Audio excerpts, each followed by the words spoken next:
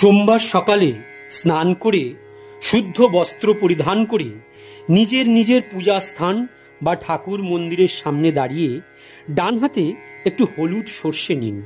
তারপরে স্ক্রিনে দেওয়া এই মন্ত্রগুলো বলুন। ওম কুল দেবতাভ্যো নমঃ, ওম বাস্তু দেবতাভ্যো নমঃ, ওম পিতৃ দেবতাভ্যো নমঃ, ওম গৃহ দেবতাভ্যো নমঃ, ওম স্থান দেবতাভ্যো নমঃ।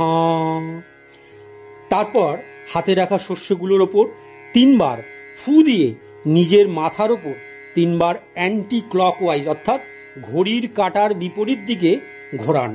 তারপরে সেই শস্যগুলোকে বাড়ির সামনের রাস্তায় গিয়ে ফেলে দিন, আর পিছনে ফিরে তাকাবেন না।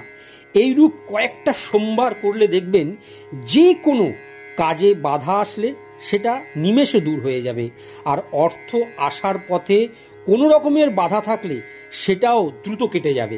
টুকটাক জাদুটোনা যাই করা থাকুক না কেন, দেখবেন এইটাও দ্রুত কেটে যাবে।